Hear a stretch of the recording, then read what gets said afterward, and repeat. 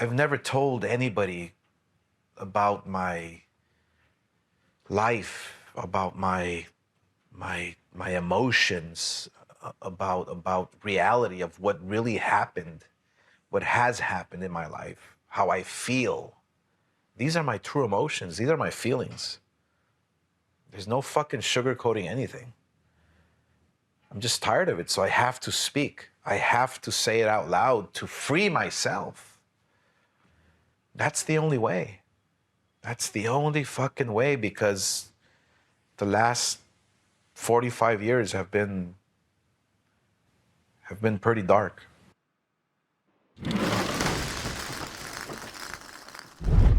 Hi, I'm Chuck Braverman. This is another episode of Westdoc. We have a great episode today with the director of Golden Boy, and we're going to get to that in just a second. I just want to remind you first, we're brought to you by Real Screen and Real Screen Summit, which is coming up in January in New Orleans. Great city, been there for Real Screen. It's a wonderful event. If you want to meet the buyers of some of the major streamers and networks, if you're a filmmaker, this is the place to be. Real Screen Summit. Go to our website at westdoconline.com. Scroll down to the bottom. There's a link right there. It'll take you for all the information. Today we have the director of the two-part HBO Max documentary miniseries, The Golden Boy, Fernando. How do you pronounce your last name? Villena? Villena. Today we have Fernando Villena, the director of The Golden Boy. I always ask first, because we're online here in different locations, where are you speaking from? What city here? I'm in Arcadia, California. Arcadia. So you're in the Southern California, Los Angeles area, which isn't that far from where I am. And it doesn't. As I asked the question, I realized, of course, you probably were in the LA area, because this is a story about a native Angelino, Oscar de la Hoya, who was and is one of the heroes of boxing. Probably, I would say, the most famous, the most popular boxer since Muhammad Ali. How did you get involved in this story, Fernando? I was working with HBO on a different film when I found out about the film at that point from Bentley Weiner at HBO Sports, and she put me in touch with Unrealistic Ideas, which is Mark Wahlberg's documentary company, and we had a great initial meeting, and from then it was speaking and meeting Oscar, right? And then I had a one-on-one with him, and we talked about a lot of things, and specifically like why he wanted to make the film. So here's an unfair question right off the bat. How much did you know about Oscar before you got involved in this film? Or what did you know and what did you not know, if anything? Well, that's a great question. Not a lot. To be honest, not a lot. Of course, I knew who he was, and I've seen his statue outside of well, I'm always going to call it Staples, right? Outside of Staples, but I don't know any of the details of his life. And to give you an example, I didn't even know about the photos, the famous photos that I didn't either, released. and I was shocked when I saw it. I didn't know anything, and I followed Oscar, and I love Oscar. I just think he's fabulous. I was stunned when I saw that.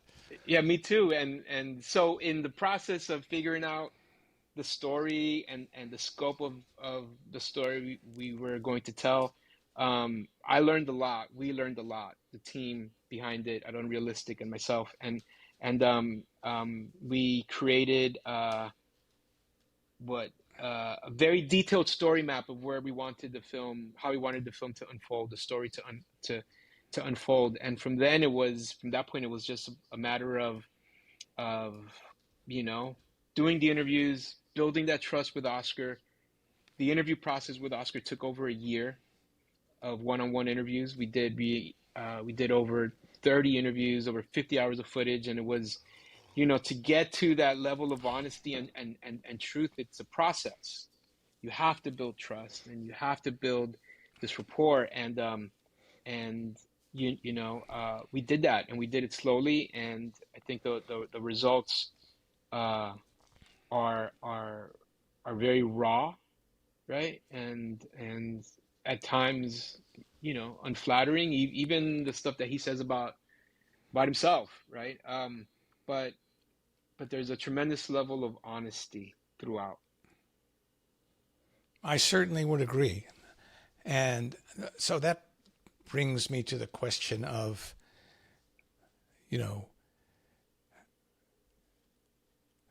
how was that decided? What this film, you say you drew kind of an outline of what the show was going to be before you did it. And so if I can sort of you can correct me, please, but I would, in the short version of the log line of the show is about a hometown superhero that kind of comes apart at the seams, right? And to some degree, by his own doing. And so my question to you is, in sitting down and doing all these interviews, which are fabulous and seamless, what was that process working with Oscar and deciding on what the theme of this show is? Well, what Oscar wanted to do, and what we talked about in that first time that we met, was he told me nothing was off limits. He was willing to talk about everything, and he didn't want to sugarcoat anything. So, in how I interpreted that was, and then it was my task to figure out the themes of the film. How are we going to tell the story? That wasn't Oscar's responsibility. Those were our responsibilities as filmmakers, right? And how are we going to approach this story? And I think every film needs to have a certain kind of aspect of being a page turner. Like, you want to know what happens next, and you want to be on the edge of your seat, right, to see how things turn out. But when we did the research, I knew there was more. There was a big story there. I knew it was more than a 90-minute film. That to really unpack his life, the events of his life, in front of the camera and behind the camera. We needed time, and we needed to be thoughtful about how we presented everything, and we wanted to be kind of specific about the events in his formative years, right? That led to a lot of the stuff that takes place when as he got older. The reason I really do this series, is because I love documentaries, and I love seeing great documentaries. And I got to tell you, this actually is one of the very best documentaries I've seen in a long time, and I think it's just great. I really do. It was entertaining, it was surprising, it was informative, and you've cast it well. You have a superhero there. I mean, Oscar is a superhero. There's no doubt about it. Let's take a look at the trailer. The world fell in love with my story. But it was a lie. The pride of East LA, the Golden Boy. Oscar De La Hoya was the most popular fighter since Muhammad Ali. I've never told anybody what really happened. At 6 years old, out come the gloves. Started fighting kids. Punched in the face. My father told me, be tough. You're gonna take us out of this lifestyle. It's a lot of pressure. He said he was gonna be champion of the world. What are you laughing at? This is my dream. I'm gonna show you. Before my mother passed away, she told me she wanted the gold medal. I was on a mission to make history. I'm 24, making $20 million a fight. There was nobody bigger. I was hanging out with beautiful women. I felt like a star. Everything De La Hoya touches has turned to gold. The golden left hook, the golden story. But truth always comes out. And I knew it would come back to haunt me. Money changes everything. Nothing he said to me was the truth. My dream became a nightmare. All this anger. I have to free myself. We won 11 world titles in 6 different weight classes. I want to be that hero. I can see myself fighting, and I don't even know why I'm fighting. Who in the fuck am I?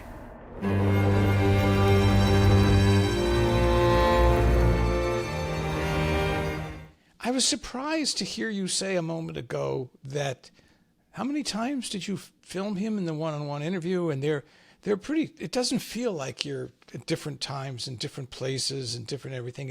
It felt very seamless and very revealing, and in hindsight, almost like a therapist's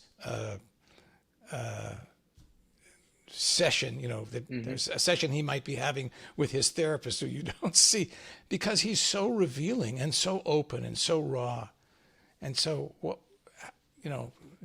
were the first 3 or 4 interviews at all like that, or did it evolve, or was there a turning point? Yeah, it well, to get to the truth, it happens either slowly or not at all, right? You're not going to get to that level of honesty in a couple of days, right? So yeah, it was over 30. It was over 30 interviews. I don't have the specific number. Sometimes it would be 45 minutes, sometimes it would be 3 hours, right? And sometimes he was tired, and sometimes he was full of energy, and sometimes it was in the morning, sometimes it was at night. As you see, like there's the lighting changes, right? And sometimes they were in his office or his condo where he lived. And it was I know what you mean about the it felt like therapy sessions, but what was different about what made it not a therapy session was I wasn't there to make him better, make him feel better about himself, or try to have him like deal with his issues, or in that way. I just gave him a space and a platform to speak, and based off of the story beats that we wanted to talk about in the film. And there was a lot that look, there was some, and it's not all like doom and gloom. There's a lot of funny moments, and there's a lot of great insights into who he is as a person, right? In the film that came out in these interviews. And there's like ton of stories that we also talked about that were incredible and funny and sad and everything, but they just didn't fit at a certain point, right? The film we were telling. But I think that was sometimes those interviews, those sessions were more challenging than others, depending on what we were going to talk about. But regardless, he was always in it, and he was always ready, and he was always willing to go as far as it needed to go. What was Oscar's reaction to seeing the show, and when did he see it? Only at the end, or did he see it as it evolved in post? He saw it at the end. I think I shared with him like a little clip once or twice, like a little 30-second clip, just so he can see what it looked like, right? But the one-on-one interviews. I wasn't there when he saw it at the end. Somebody saw it a couple times, and you got out of town, right? I was somewhere else.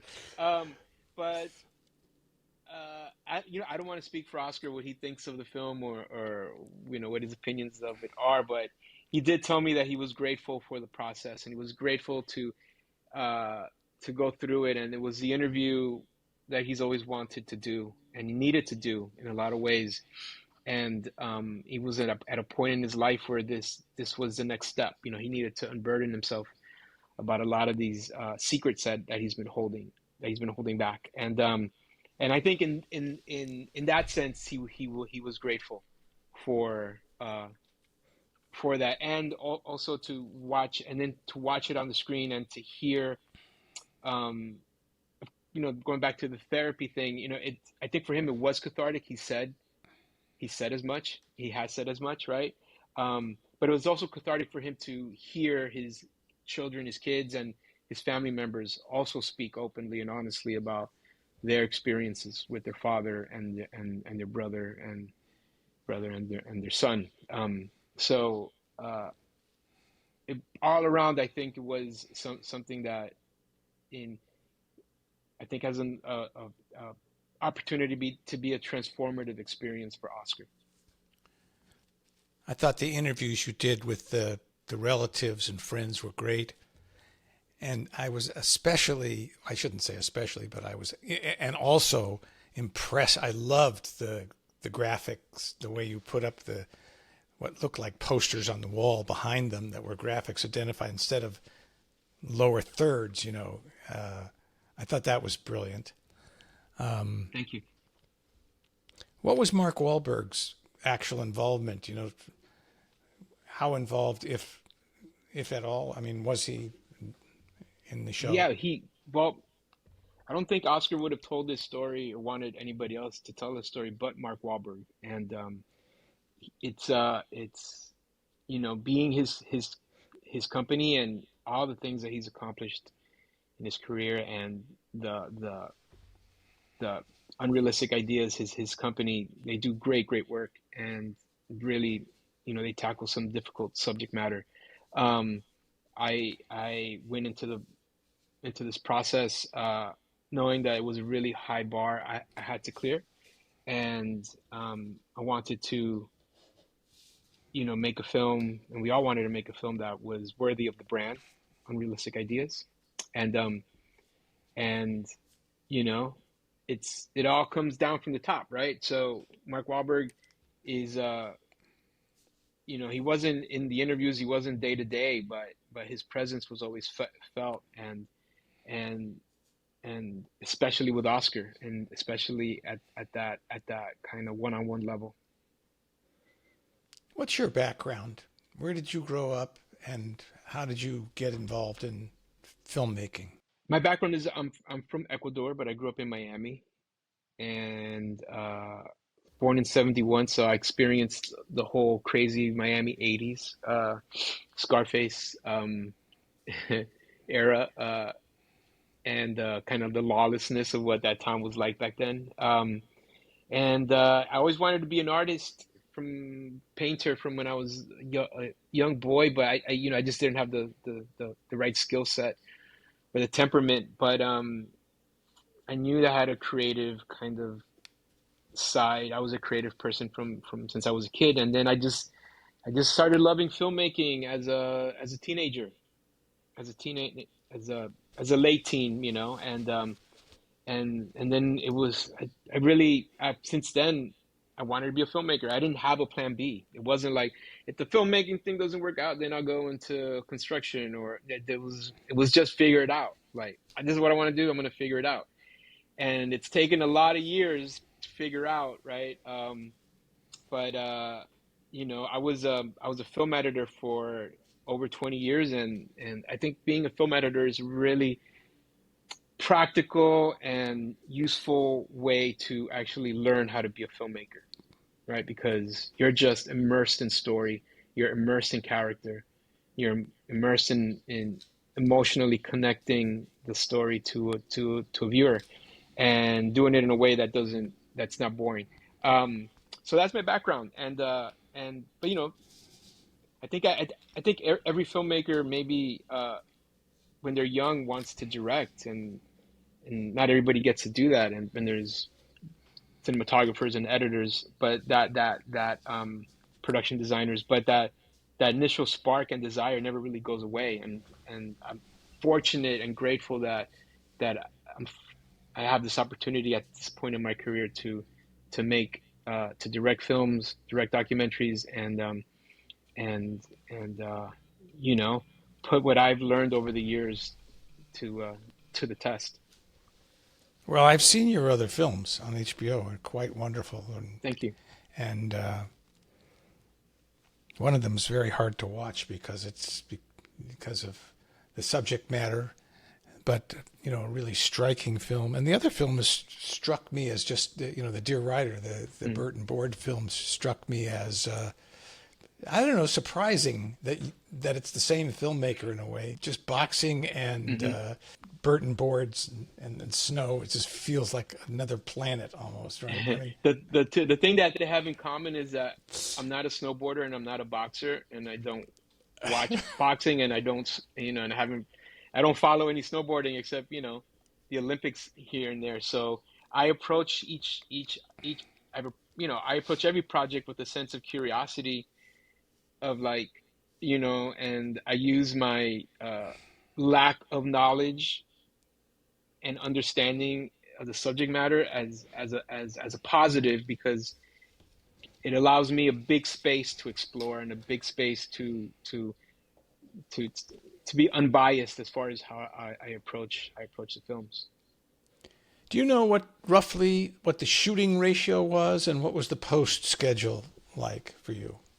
Right, the shooting ratio was Oscar aside, it was mostly interviews, and so it's kind of I have no idea, but we can interview somebody for 2 hours and maybe they get 10 minutes of screen time, right? So that would be the ratio. But most of the film is archived, and it was all about finding the right archive, the best archive, and an archive film is only as good as its archive, and very grateful and fortunate that we had a great archive team on this project. Well, it probably didn't hurt that HBO Sports was involved, and that they have a whole library of boxing films. I'm guessing a good portion of them probably came from HBO to begin with, right? And a lot of it did, and that was useful. But had we relied just on HBO, we would have made a boxing film, right? And HBO wanted a bigger film. They wanted more than just a boxing film, and so did we. So we had to go outside of that umbrella, and we had to, be more expansive in how we visually told the story. But even then, even the boxing was great footage. But as you know from watching the film, a lot of the fights aren't treated as like just fights. There are parallels to what was going on in his personal life. A lot of the fights resembled some of the struggles that he was having outside of the ring, or we use the fights as transitional moments that shifted his story and the film to somewhere else, right? So, it's not like there are no boxing experts in the film. Nobody's telling us. Except Jesus Rivero. Except him. Who was a wonderful character. I thought was absolutely, he was fabulous. You could do a whole show on him, right? 100%. 95 years old, and he's still bringing it. But nobody was telling us about Oscar's left hook and how it, and this and that, and it was about his life, and it was about who he is as a person, and I think that lack of boxing talk, right, in the film, if you will, opened up the film to a broader audience than it takes a little bit beyond the sports doc genre. It's almost, and I don't say this, I don't mean this in a negative sense, but what you said, it's almost a negative that it's labeled HBO Sports, because just like you say, this is so much more than just a sports film. It's not a boxing film. I mean, it happens to be about a boxer any more than the Jake Burton film was about snowboarding. It was about a guy, really, right, and his life. Sorry, go ahead. Sorry.